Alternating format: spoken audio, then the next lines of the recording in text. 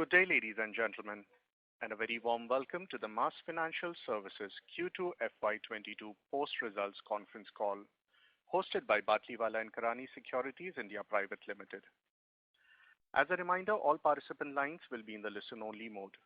There will be an opportunity for you to ask questions after the presentation concludes. Should you need assistance during the conference call, please signal an operator by pressing star then 0 on your touchtone phone. Please note that this conference is being recorded. I now hand the conference over to Mr. Sanket Chheda from Batlivala & Karani Securities. Thank you, and over to you, Sanket. Hi, and very good afternoon to all of you.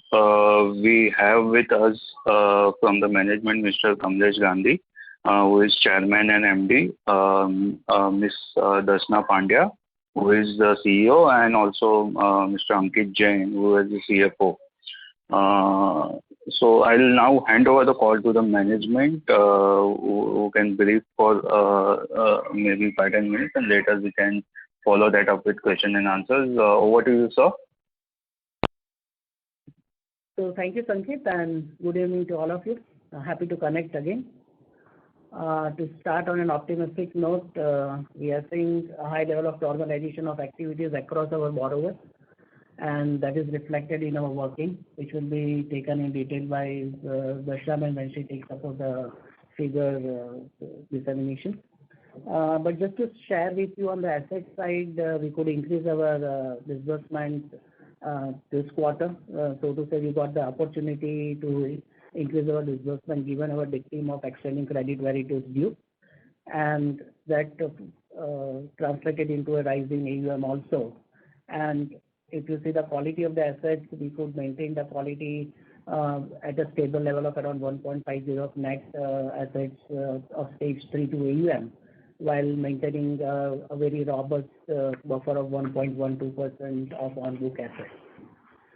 We continue to concentrate on the MSME borrowers, and we are very hopeful that once the things normalizes, we will be in a position to create quality assets the way we have been doing it since long, at the rate of 20-25% growth, which we are very confident, and we have very strong enablers for the same.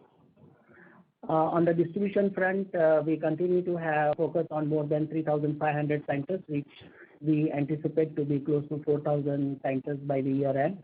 Once the things are normalized, we will get the opportunity to increase our distribution strength.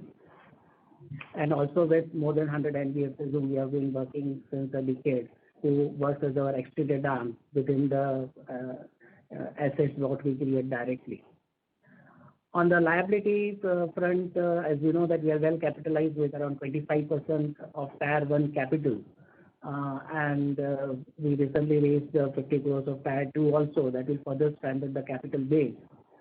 And we continue to command high level of respect from our lenders, evident from the fact that we could not only raise money the way we wanted, but we could even reduce our cost of borrowing, depicting a very high level of respect based on the track record and the faith shown by the lenders in our operations and the working we do.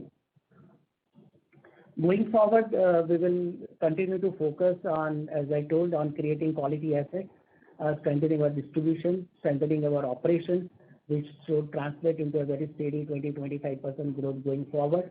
And once again, I will reiterate, we are strong enablers from them, starting from self-propelling capital model, whereby we completed, just to share with all of you, completed close to 4 years of our IPO.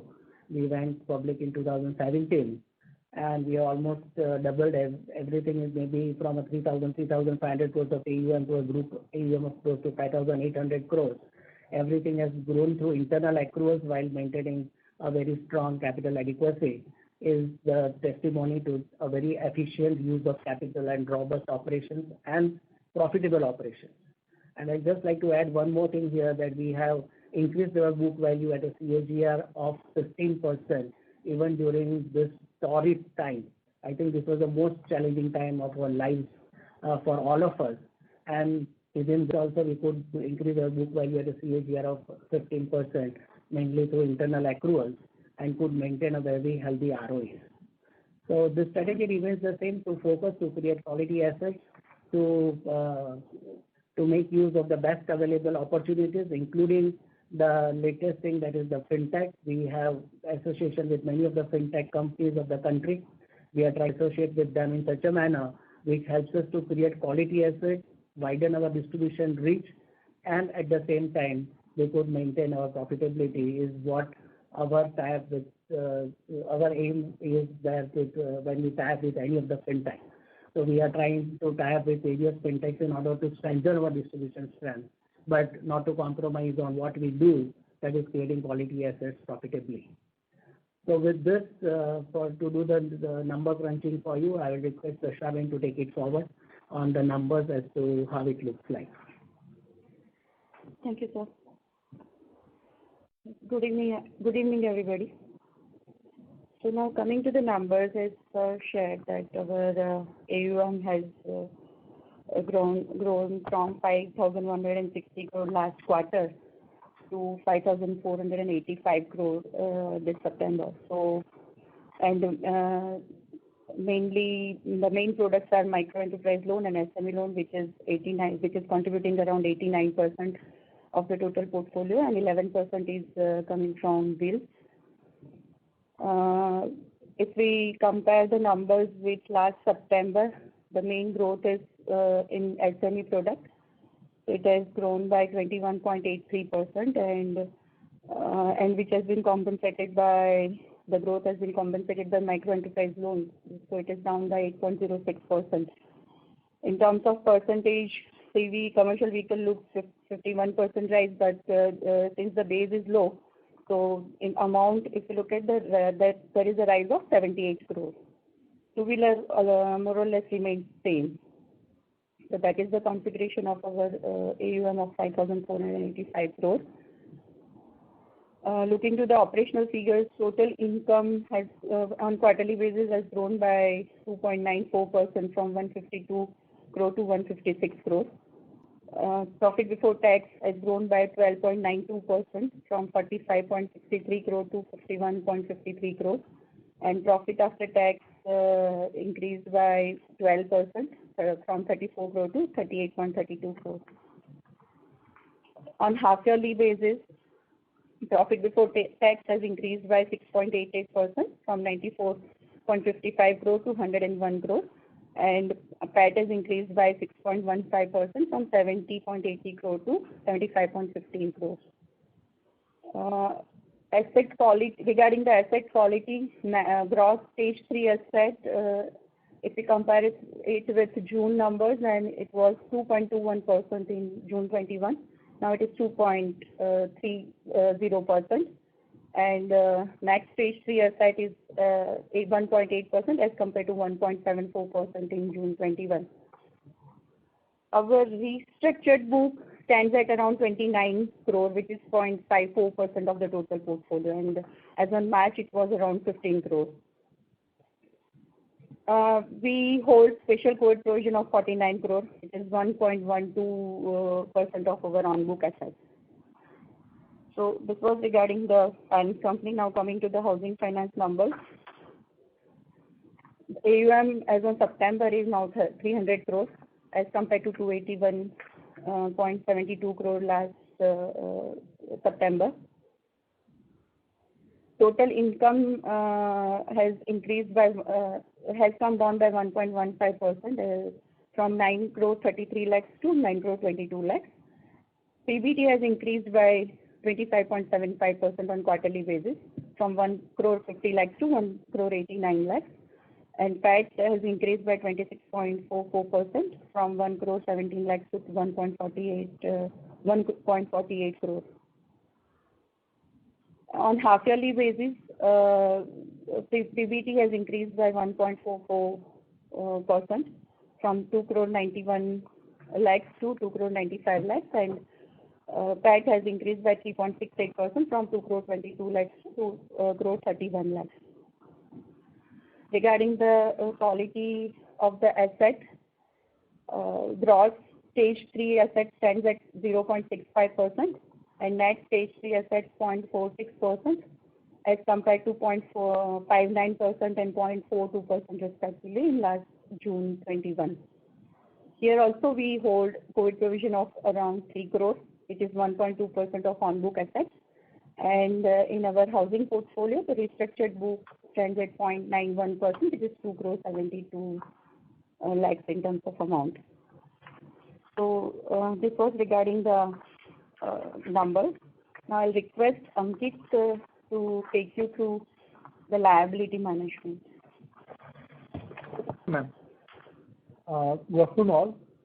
To further elaborate on the capital and liability management, in the current quarter, the company through its efficient liability management was able to maintain liquidity buffer of around 875 crore and unutilized cash credit facility of around 385 crore.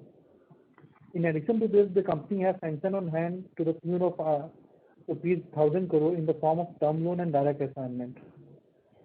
In the last quarter, company did around 400 crore direct assignment transactions.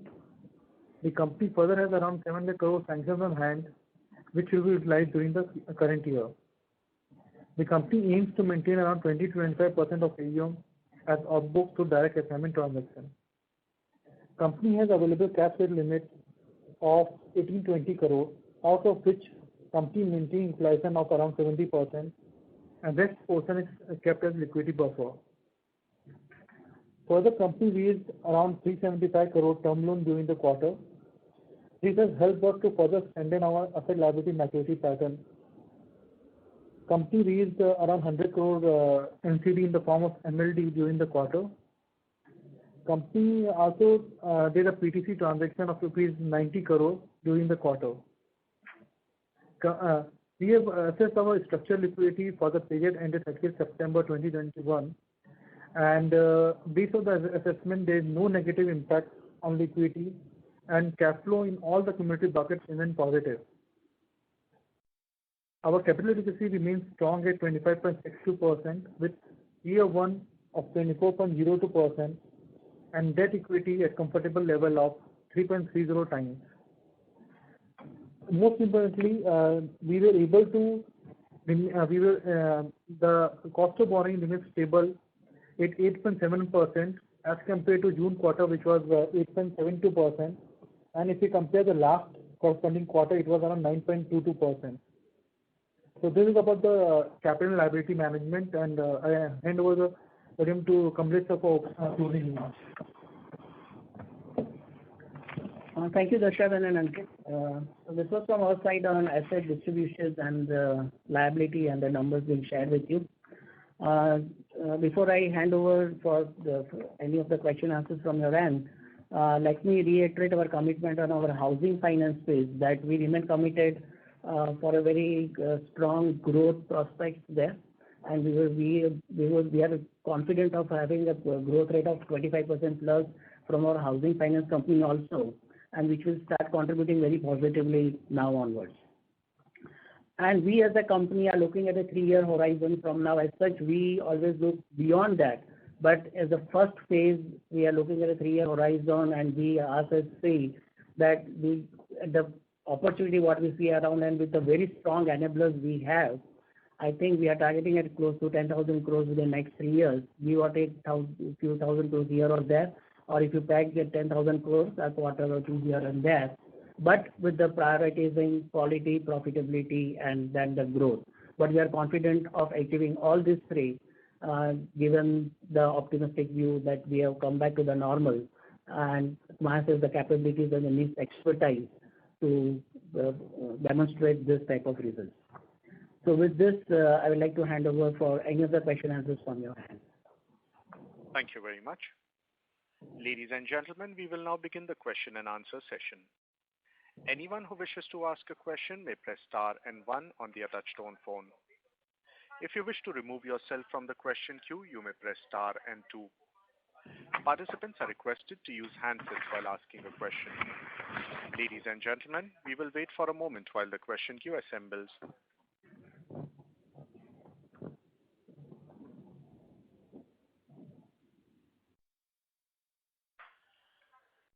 First question is from the line of Shubhranshu Mishra from Systematix. Please go ahead. Hi sir, Thank you so much for the opportunity. first question is, what percentage of the AUM is contributed by the partner NBFC? And among them, what will be the concentration? Like, how many NBFCs in total do you have, and what would be the top 10 or top 20 NBFCs contributing to? The second question is on the liquidity. Given the fact that we are in a low interest rate regime and there's enough liquidity, why are we still holding so much of cash on our balance sheet? And why are we utilizing cash credit, which is generally a slightly an expensive form of borrowing? These are my two questions. Thank you.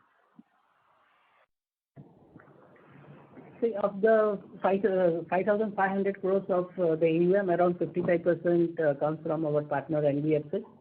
The top 20 borrowers of the company constitutes around 22% of the AUM.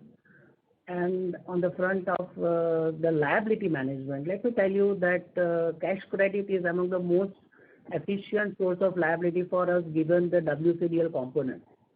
Now with the latest RBI guidelines, around 60% has to be in the form of WCDL, which is a carve out of CC and which is linked to a short-term benchmark rate. And if I share with you our WCDL rate ranges anywhere between 8 to 8.75%. So this has been, and this is a carve out of the CC, so it does not create any ALM in any sort of nature. So this becomes one of the most efficient source of liability, and that has contributed to an extent to reduce our cost also. In terms of maintaining cash this quarter, I think we all were optimistic but not that confident that we are absolutely out of this COVID crisis. So we thought that it would be only prudent to bear some cost on the profit, but be sufficiently liquid. So we have kept this cash equivalent, which on an average, when Ankit is talking about 875 crores, it says on 30th September. But if you see the average cash maintained during the quarter is around 675 crores, which is down by 350 crores as compared to the corresponding period. So slowly we are reducing the cash that we would like to keep as buffer given the situation is improving. Right, sir. What can we expect towards the end of the year or starting FY23 in terms of the liquidity buffer? I think we'll be happy holding, as shared earlier, our liability management buffer revolves around two things, that we keep around 30 to 40% of unused CC. So if we take around 2,000 crores, around 30 to 40% of that is anywhere between 600 to 800 crores. Take a mean of 700 crores there, and another around 3 to 400 crores will be good enough. But can't predict. Looks like that should be the ballpark figure. Sure, sir. Thank you so much. Happy Diwali to the entire team. Thank you, and thank you. Thank you. A reminder to the participants, anyone who wishes to ask a question may press star and 1 on their touchtone phone.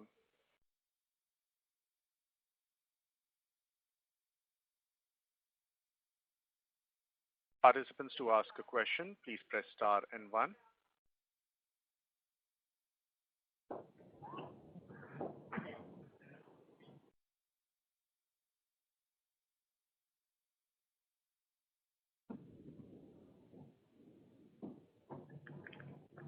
The next question is from the line of Deepak Agarwal from Axis Mutual Fund. Please go ahead. Yeah, good evening, sir. So my question was on the Bharat Pay deal in terms of the, as I understand from the article that we have went closer to 100 crores. Can you share broader in terms of how the deal is structured, the tenure of the deal? So whatever you can share on that. Yeah. So as you know, Bharat Pay is a payment platform and engaged with so many retailers in the country, and that is in alignment with our MSME segment. As you know that we have been lending to this segment since long, and Bharat Pay having access to the data from all these retailers was a very obvious candidate for some synergy. So we started using their platform, and we started with a limit of around 100 crores, which will cover more than 1,500 such retailers. And it is with full recourse to Bharat Pay with their around 4,000 crores of capital. So we are more confident to try this model out when we are getting the complete recourse from the platform, as well as we would have got an access to a lot of retailers which they are working with and understand the working of the platform also. Okay. And the tenure is around 12 months? 30 months. 30 months. Tenure is 30 months. And so in terms of, in case of defaults and all, everything falls back upon BharatPe, right? Sir? Yeah. It is with 100% recourse on that. 100%. Okay. Great, sir. Yeah, thank you, sir. Thank you. Thank you. The next question is from the line of Madhu Chandade from MC Research. Please go ahead. Yeah. Hi. Am I audible? Yes. Yeah. Please So go ahead. I have two questions. One is you mentioned that you would like to take the assets under management to 10,000 crores. Right. Is this including the assets of the housing finance company, or is it for the standalone Mass Financial? Maybe I think housing finance at its current stage from 300, we expect that to contribute anywhere between 700 to 900 crores within the next 3 years. So this 10,000 crores, what I mean will be as a combined entity mass. Okay. So from the current close to 5,500 crore, you wish to go to 9,000 crore ballpark. That is the trajectory. Yeah, within next 3 years, which will roughly translate into a 23 to 25% growth, our customary trajectory of growth. I mean, that excludes FY22, because so far FY22, the growth has been pretty lackluster. So that is what I was talking. This is an intent of the company, and that is what I shared in the opening remarks, that if we pack 10,000 crores, maybe quarter or two here or there. But the idea is that in the next 3 years, so it is September 22, so 21, by September 24, we should be close to 10,000 crores, which will translate into a CAGR of anywhere between 23 to 25%. Okay. And I mean, see, we have seen, of course, not your direct comparison, but peer group financial companies, they have kind of highlighted a lot more optimism and improvement in asset quality compared to what you have reported so far and what you are referring to. So, I mean, what is that is kind of bothering you, which some of these peers are not seeing? Or is it that, at the bottom of the pyramid and, the small borrowers, the pain of the COVID itself is much higher? What is that we should conclude from this? Okay, as far as peers are concerned, reaching from 4% to the levels where we are is what they are optimistic about. But if you see mass, we had always been range bound in the worst of the times also. So we didn't have that substantial deterioration in quality to improve, and that's why improvement will also be in the same manner. If you say that we were originally between 1.5 to 2% on GNPAs and 1 to 1.5% in NNPAs, that has shifted to 0.5% on the higher side, from 2 to 2.5% on GNPAs and between 1.5 to 2% of NNPA. I think working in this sector, and if you compare these numbers with any of them, will give you a fair idea on the quality of the assets that we are hopeful of. And we think that this has been this will be a very good performance on the part of our borrowers to maintain at this level. Hello. Okay. Yeah. Got it. And I mean, any color on the kind of interest margin, delinquency, growth that you see in the second half of the year? If you see, we continue to maintain a very strong business model with close to around 6.5% of NIMs, and then translating into anywhere between 2.8 to 3% of ROA. That is what we would like to. This is what will continue and might improve with lesser burden of carrying cash. So it will be a fair assumption that we'll be in a position to maintain anywhere between 2.8 to 3% of ROAs. Okay, and in terms of growth? Growth? So second.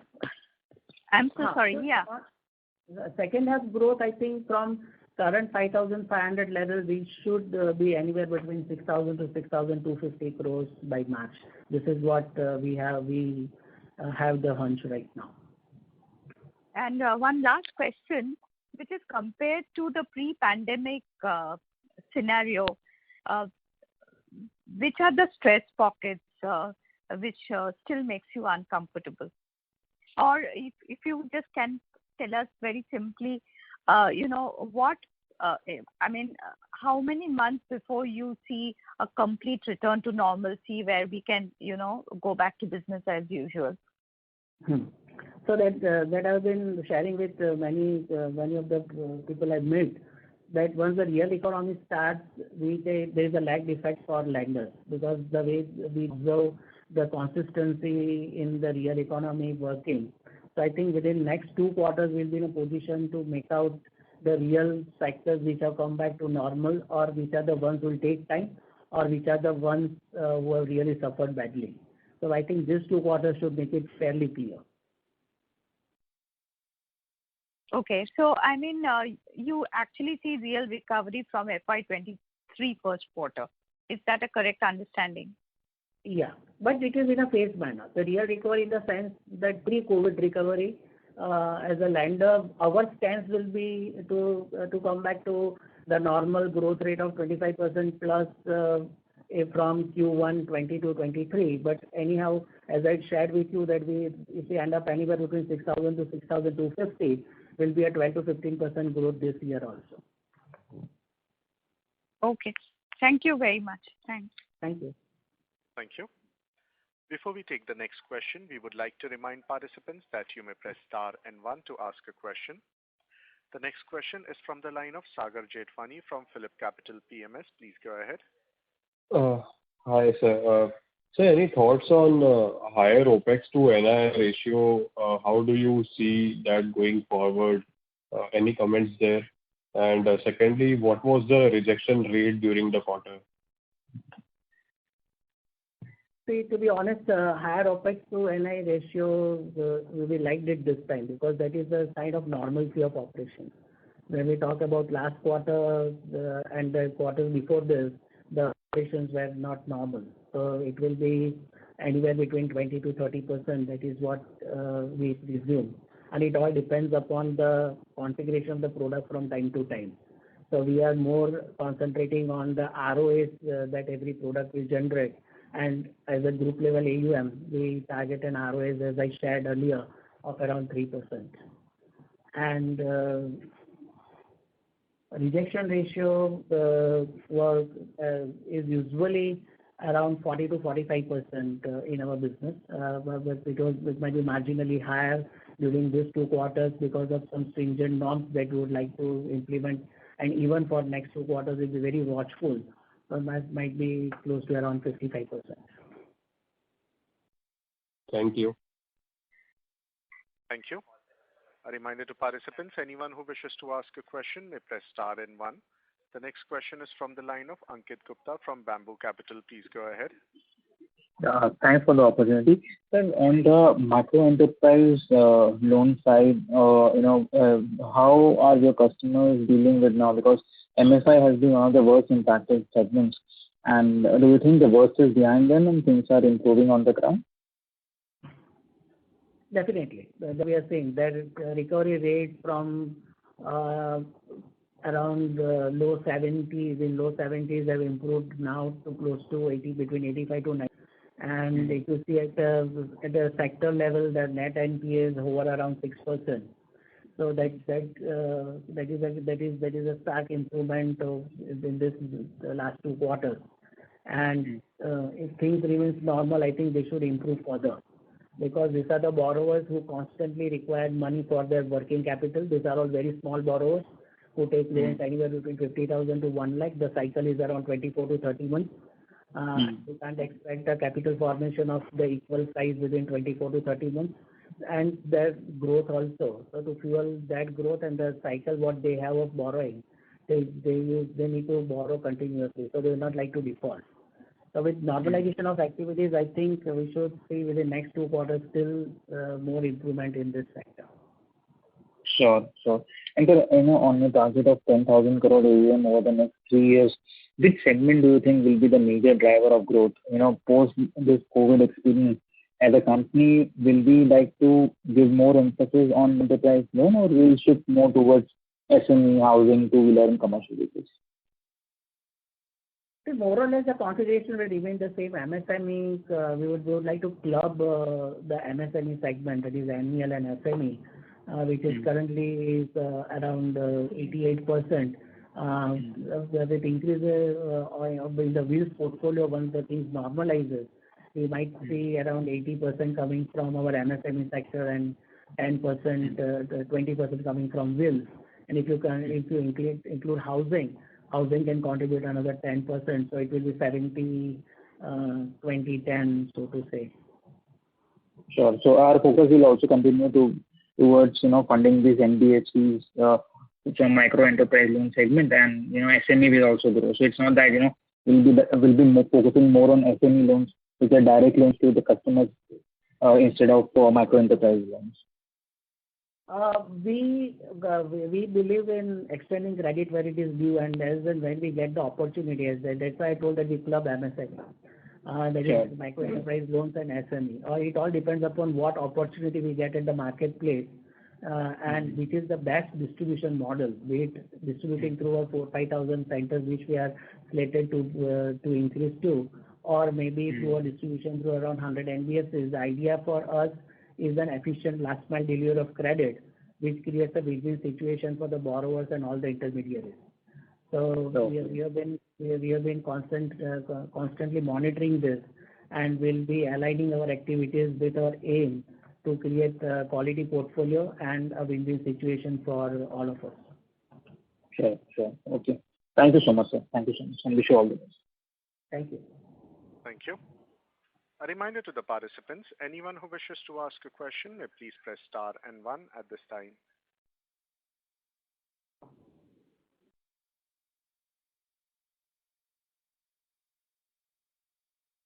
Participants, to ask a question, please press star and 1.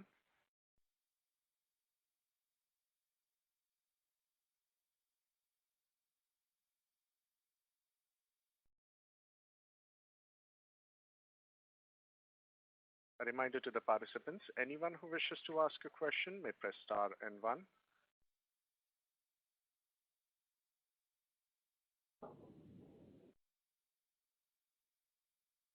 The next question is from the line of Sagar Jetwani from Phillip Capital PMS. Please go ahead. Thanks for the follow-up. Hope this COVID goes off, but in any situation, God forbid, if the cases start rising again, or maybe if they are up and down somewhere in range, when do you decide and how do you decide that yes, we should kind of stringent our underwriting process now, and we should be relatively lenient in terms of lending, or push the credit? So how do you decide that? And are there any parameters in place? So just to share with you, we have been lending since last 25 years, and this has been a part of our business activities, that nothing remains constant. There are geographical pressures, there are sector pressures, or some unprecedented situation like COVID. So we revolved on the formula of extending credit where it is due, understand the customer, understand the micro, understand the macro situation on an ongoing basis, and then calibrate our credit screens from time to time. So this is a very continuous exercise. Since COVID is so pervasive that everybody knows that. But if you ask lender, we come across this situation on a daily basis, where we need to calibrate things on a very regular, constantly, in order to achieve our goal of exceeding credit very ratio. It's a very regular exercise for us. Okay, thank you. Thank you. A reminder to the participants, anyone who wishes to ask a question may press star and one at this time.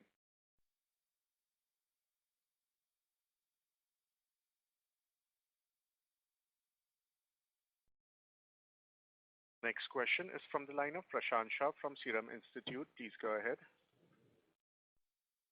So far in the last few calls that we have been discussing, you always Prashant, you're not clearly audible. Hello, can you hear me now? Yes, thank you. Yeah. Okay. In the last few calls, you have been very cautious in terms of your growth guidance and in terms of your approach to lending. What gives you confidence in this after this quarter to say that we can go back to doubling our AUM in the next 3 years? That's my basic question right now. That confidence stems out of the fact that we are optimistic to go to the pre-COVID levels in terms of maybe economic growth or the real economy functioning. And if you see our last 25 years growth trajectory, you will see that we have always doubled our AUM every 3 to 4 years, which gives us a growth rate of anywhere between 20 to 25%. So it's very simple, pre-COVID times, pre-COVID growth. No, I get that, sir, that your track record has been, there's no question on your track record. My question was pertaining from the perspective of how have things changed on the ground that you have got the visibility to say that we can go back to the pre-COVID growth again? Yeah, definitely. And as I shared in my press release also, that I started this press release with an optimistic note which I experienced at the ground level, that among our borrowers we are seeing a lot of normalization of activities. We are seeing a lot of demand coming from them, and on the contrary, few of them expanding their capacity. So we are seeing a lot of positivity all around, and we presume, and by talking to them, they will be growing once again or even faster than what they were doing earlier. So this stems out of the fact that the information what we get from the ground level is very, very positive. Okay. And on the context of the growth that you're doubling, you mentioned about growth coming from which segments, but will this growth also include your geographical expansion, or you continue to focus on these core areas only where you are present right now? The geographical expansion will happen because we are from our current 3,500 reach will be close to 4,000 by year end, and that will in the same areas, or you're looking to expand into newer areas? This is what my question. Okay, there are few states out of Gujarat. We work in the western side and 2 states in south. Yes. So in this 6 states, we'll be in a position to penetrate more, and maybe we might add a state or 2 more the next year. Okay, that's what I wanted to know. Thank you very much. Thank you. A reminder to the participants, anyone who wishes to ask a question may please press star and one at this time.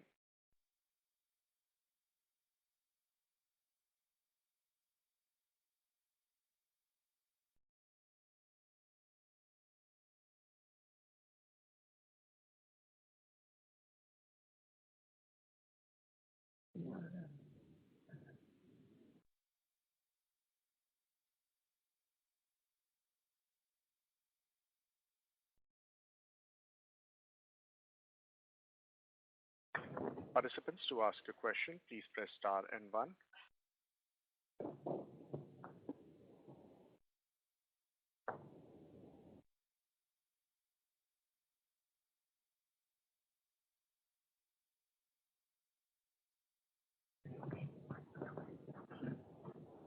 As there are no further questions, I now hand the conference over to the management for their closing comments.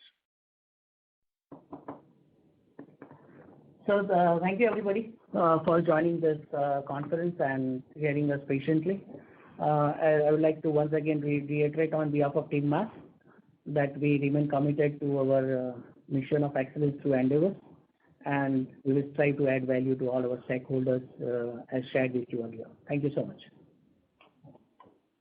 Thank you. Ladies and gentlemen, on behalf of Batlivala & Karani Securities India Private Limited, that concludes this conference call for today. Thank you for joining us, and you may now disconnect your lines.